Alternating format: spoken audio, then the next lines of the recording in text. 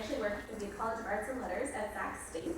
We're excited to be collaborating with the Crocker on this very special night and can't wait to see all the fun performances taking place.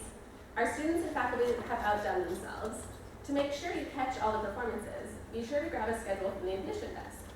Also downstairs, there are tables with more information about events at the Crocker and at Sac State. Unite is the kickoff event for the Festival of the Arts at Sac State. Another highlight of the Festival of the Arts is our Sunday Fun Day, happening this Sunday from 11 to 4 on campus. There will be food trucks, live music, gallery openings, French movies, the list goes on. The Crocker has a fun art mix coming up in May to celebrate Bike Month. Become a member of the Crocker to make sure you're kept up to date on all the events offered. Now I'd like to introduce Professor Barbara Carle, who's a professor of Italian at Sac State. She is a poet, translator, and critic. She has published 3 books of poetry and 3 books of translation. She has written many articles on contemporary Italian poetry and has authored many translations from Italian into English and from English into Italian.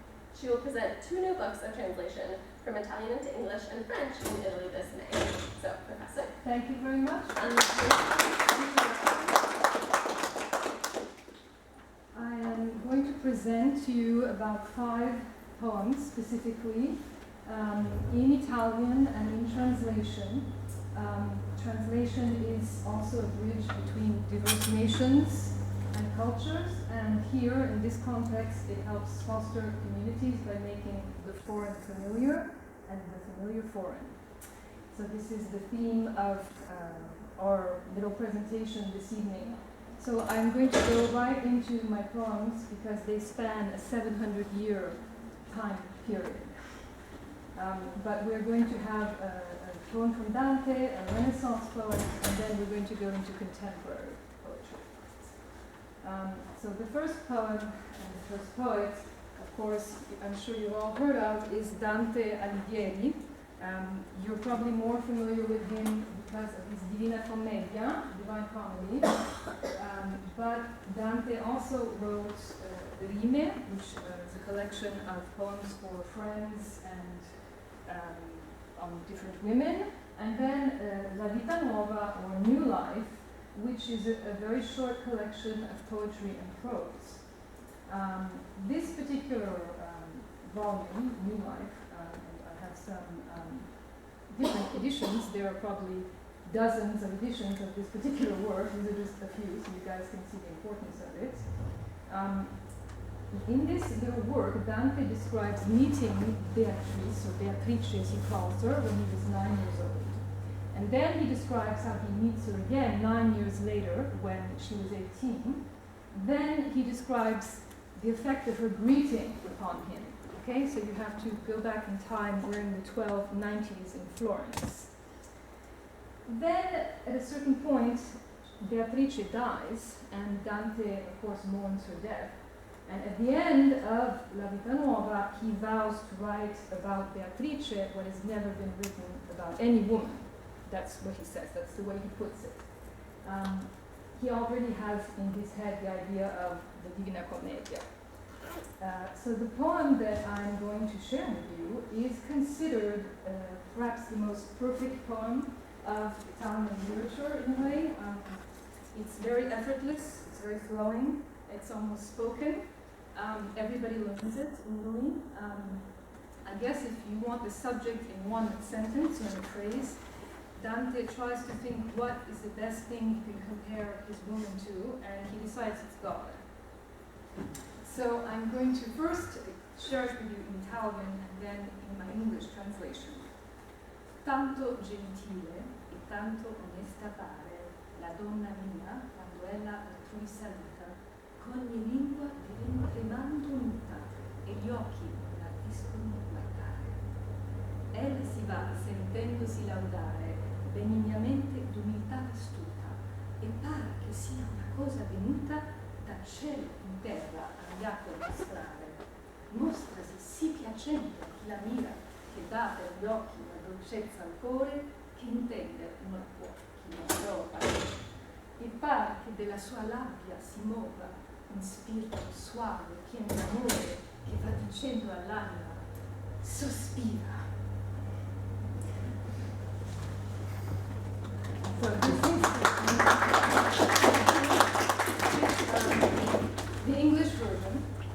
of this, which was originally published some years ago in the International Poetry Review, but with all my translations I tend to keep reworking them. So fair and graceful is the noble air my lady does share as she greets and passes, that every tongue that trembles and collapses, and eyes held up to her no longer dare. She hears admirers praise her wondrously, yet gentle modesty encloses her. It seems she's a thing the sky imposes on earth to prove what miracles can be. So pleasing does it feel to gaze at her, that sweetness flows through eyes to heart. No one who has not lived this will concur. Her lips release a spirit that reply, without words, yet so full of tender love, it moves the startled soul to free a sigh.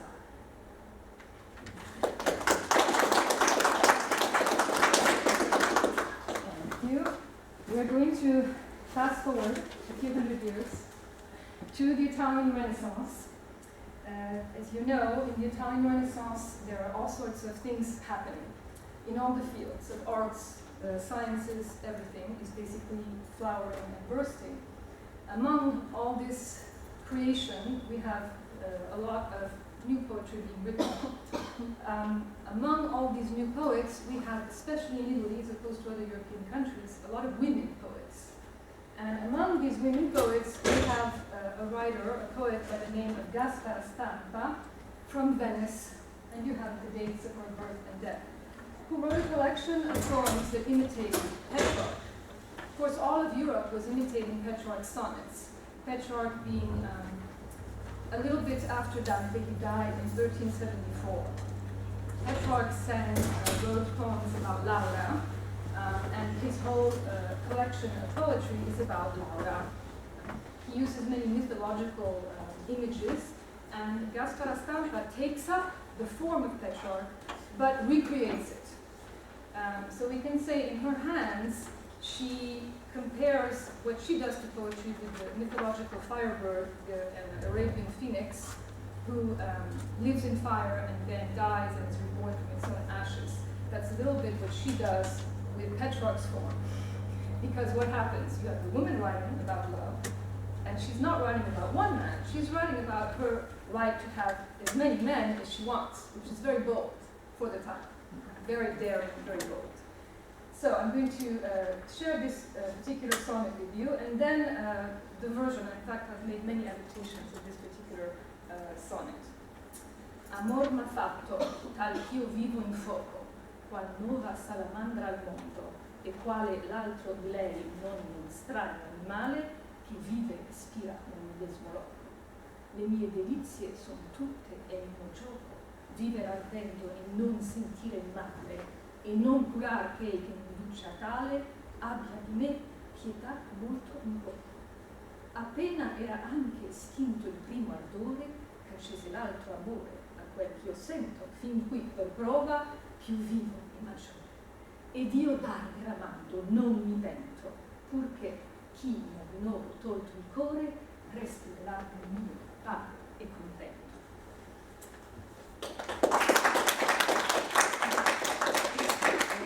So why do I have this image of Titian, who is a contemporary of Gaspara Stampa? They're both from the same area of Italy. Because basically in one of my books of poetry, I wrote an entire book which was inspired by one of Titian's paintings. And in that book, I made many adaptations of Gaspara Stampa's sonnet, this particular sonnet. But what I'm going to share with you this evening is not one of my adaptations, nor one of my imitations, but a translation which is yet unpublished, will be published in a couple of months. So it's something newer and more recent, which I've been working on. Love generated me to live in fire, like salamanders newly born to earth, or just a strange creature who expires in the same place that brings it back to birth.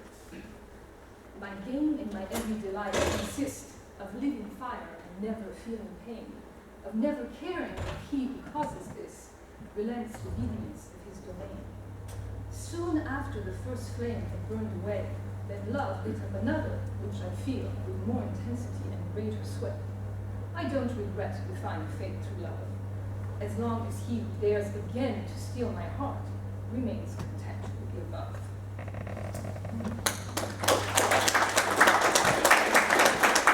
Okay, so we're going to follow the flight of the Arabian phoenix a few hundred years ahead to contemporary Italy, where we're going to find this image of the Arabian phoenix again in some poems. In particular, this is a contemporary poet, an artist with whom I've worked quite a bit, and she unfortunately recently passed away in January. Graziana Pentich was originally born in Trieste, and she began exhibiting her art in Milano in the 1950s. This is an example of one of her first works. And then she went on to live in Rome, where she was better known really as an artist than as a poet. And the reason for this is a typical example of a series she did of windows. Bosco Rosso means red forest in Italian. Because she was a companion of a very famous, one of Italy's major 20th century poets for 20 years, Alfonso Gatto, which is why her own poetry was a little bit overshadowed for that reason. For her, I'm going to read you a poem that she wrote as a homage to the French painter Georges Braque. Georges Braque was very much an innovator in various fields. Cubism and Fauvism are some of them. These doves are pretty typical of many of his paintings and prints.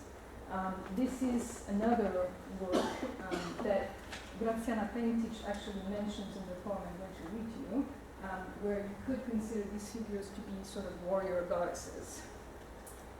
And then this, of course, is the painting, it's a still life by Braque, that Graziana Pentich really describes in the poem I'm going to read. She uses the French word carré, square, to refer to that part of the painting. Okay, so this I'm going to read only in English for reasons of time. And if anyone is interested in the Italian, of course, I can make it available for you. Is the focus okay on this? Okay. Prints by Georges Braque. From the quartet of ochre and gray impastos, teapot with lemons against the black carré, night curves, warm breast in water-soaked dunes. Desolate earth gathers a caress for herself. With the abyss at your shoulders, you walk on rafts of mud and algae, following the thread of the double profile of warrior goddesses. Amorous doves, black lights from the page's enclosure, dart into immobile skies, where a palpitating throat and blue ink nests. You scratch or sketch the paper of feathers and air until the appearance yields to the result. The music is still.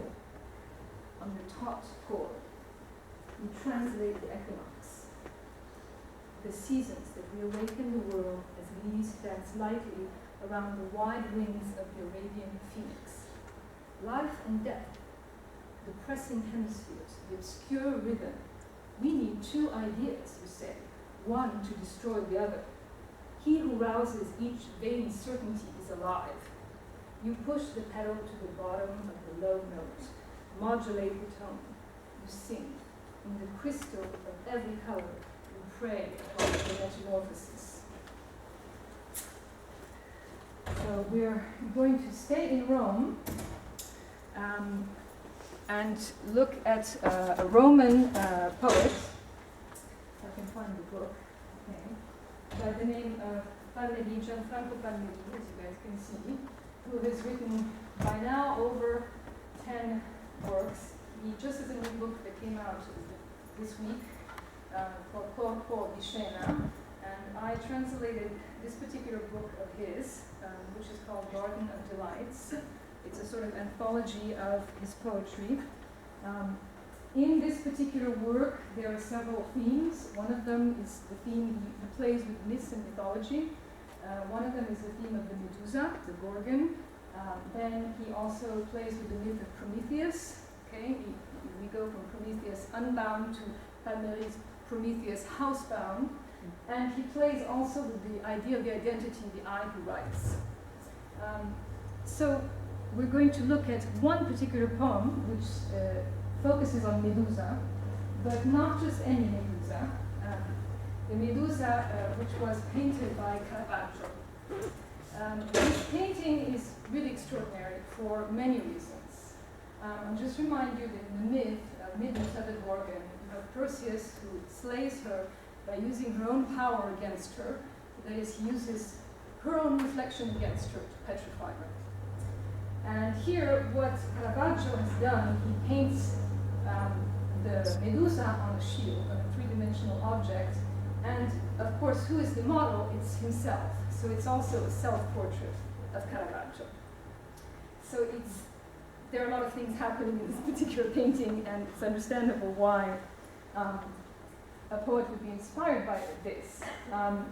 So this is just to summarize what I've said, but one thing you need to keep in mind, one of the reasons that Palmieri writes the poem about this painting is because in Italian, the word testa is head, and the word testo is text.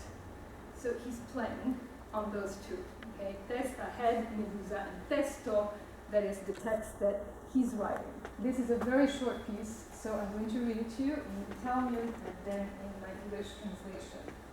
Medusa, troncata nel suo verso, sciolta dal corpo, una testa ammutolita che ferve, furia spenta, in sangue veleni vizi d'angue, verso l'ultimo sangue di questa vita petrigna e serpentina che si accampa eccentrica al suo centro, luce nera sulla pagina bianca e musica sbilenca, sibillante, musa sibilla, o infera poesia, decapitata, morta e sempre viva.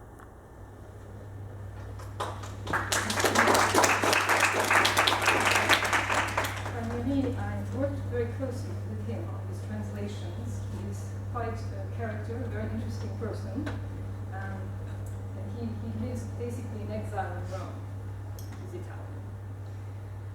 Medusa, truncated in its verse, released from its body, a silenced head, burning, extinguished fury, in blood, poisons, darting snakes.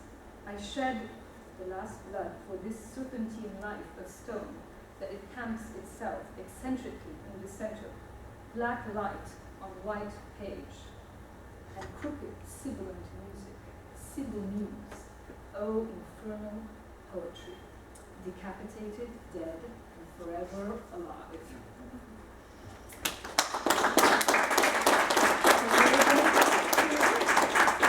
The last poem I'm going to read to you, for reasons again of time, only in English, is by a poet who is very dear to me. His family is my second family really in Italy. He has published many books of poetry and also a very important novel about four brothers who emigrate from Italy to Providence, Rhode Island, which probably has the highest concentration of Italians in the United States. And he also has written collections of short stories. He directed several major Italian reviews. He worked for the RAI, the Italian radio and television program, for over 20 years, creating cultural programs. I actually had the good fortune to be able to translate his book Patmos 3 times, and my third version of that translation is coming out actually in a couple of weeks. And that will be a new English translation and a new translation into French. Patmos is a book which is inspired by the fact that Piazza would go to Patmos, which is an island in the Aegean Sea, one of the Dodecanese islands between Turkey and Crete, for many years, for every summer. Patmos also happens to be the island where St. John is said to have written the book of the Apocalypse. There are no direct apocalyptic references in this book of poetry, but there is perhaps sometimes an apocalyptic atmosphere. As in this poem, which I'm going to read to you, Glass Poem, or Poemetto del Vetro, in which the poet, like many artist, we can say, is trying to aspire to transparency, to complete clarity. But that's a double-edged aspiration because transparency can become emptiness. So our last poem, glass poem. Mine is a gesture that remains empty in the night, shatters against glass, yet as always my own voice on it, deformed image.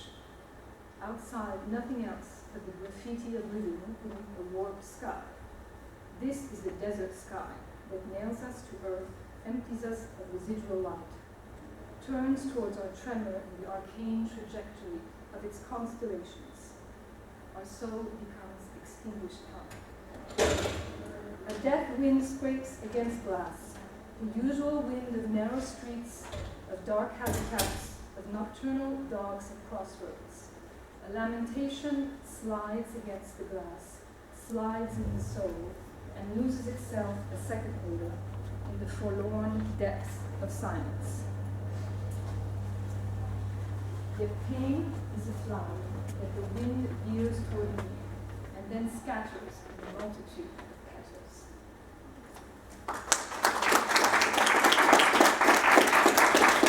Thank you very much. I hope you enjoyed what I could compare to a flight of wine that they serve in Fornaglio. Usually you can have 3 types of wine, Chianti or Prosecco or some very nice white wines. You had 5, so you may feel a bit heady, but at least you have a sampling of some of what I consider the most beautiful poems in the book. So thank you very much for coming.